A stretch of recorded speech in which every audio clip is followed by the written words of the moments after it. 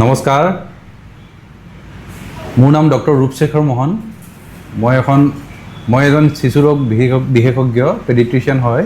মই আলচিপা ডায়েগনষ্টিকত আপোনালোকৰ সেৱাৰ বাবে উপস্থিত আছোঁ। আজি এটা গুৰুত্বপূৰ্ণ ৰোগৰ বিষয়ে, এটা বেমাৰৰ বিষয়ে মই কথা পাতিব বিচাৰিছোঁ। এই কেছবিলাক মই একচুৱেলি এভৰিডে মই পাই আছোঁ। পেচেণ্ট আহি আছে, খুব চিন্তিতভাৱে সিহঁতি চিন্তা লৈ মানে উইথ এক্সট্ৰিম ৱৰিজম কণ্ডিশ্যনত তেওঁলোকে বাচ্চাটো লৈ আহে। বেমাৰটো কি হয় আপোনালোকে এটা ইমেজ দেখা পাব। এই ইমেজটোত আপুনি দেখা পাইছে এই কেঁচুৱাটোৰ শৰীৰত বিভিন্ন ধৰণৰ আপুনি পাষ্টিউল দেখা পাইছে, পেচেছ দেখা পাইছে, ৰেছ দেখা পাইছে। এইটো কি হয়? দেখাত অলপ ভয় লগা হয় বেমাৰটো, কিন্তু একেবাৰে এইটো বেমাৰটো বিনাইন বুলি কওঁ আমি মেডিকেল টাৰ্মত। তাৰমানে কোনো হাৰ্মফুল বেমাৰ নহয়। এইটো বেমাৰটোক নাম দিছে এৰিডিমা টক্সিকাম নিঅ'নেটৰম।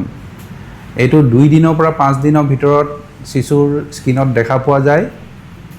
আৰু এইটো আপোনাৰ পাছ ফিল্ড হ'ব পাৰে, য়েল্ল' পাছ, কেতিয়াবা হোৱাইট পাছ ভিতৰত থাকে। আৰু এইটো ইউজুৱেলি মুখত, আপোনাৰ ট্ৰাংকত মানে আপোনাৰ বুকুত বা পেটত বা পিঠিত বা হাতে ভৰিয়ে হ'ব পাৰে, কিন্তু হাতৰ তলুৱা আৰু ভৰি তলুৱাত কেতিয়াও নহয়। আৰু এইটো আপুনি দেখা যায় যে 2 সপ্তাহ ভিতৰতে এইটো নিজে নিজে গুচি যায়। আৰু বাচ্চাটো নাই জ্বৰ উঠে, নাই বাচ্চাটো কিবা বেছিকৈ কান্দি কৰে, নাই তাৰ বিষ হয়।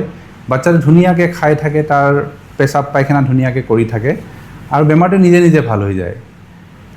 চ' এই বেমাৰটোৰ কাৰণে আপোনালোকে চিন্তিত নহ'ব। এই বেমাৰটোৰ কাৰণে আপোনালোকে খালি কি কৰিব লাগে, কেৱল আপোনালোকে স্কিনটো চাফাকৈ ৰাখিব লাগে বাচ্চাটো, আৰু বাচ্চাটো ডেইলি ৰুটিন কেয়াৰ যোনবিলাক আছে সেইবিলাক কৰি থাকিব লাগে।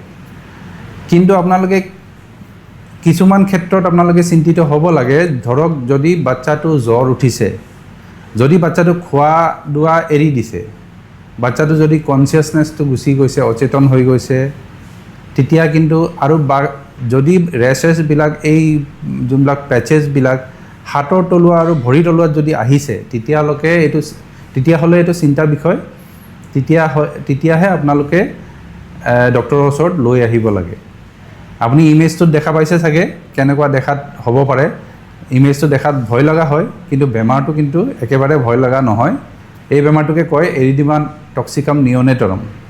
আৰু বিভিন্ন ধৰণৰ বেমাৰ লৈ আপোনালোকৰ সন্মুখত মই আহিম। মোৰ নামটো হ'ল ডক্টৰ ৰূপশেখৰ মোহন। নমস্কাৰ।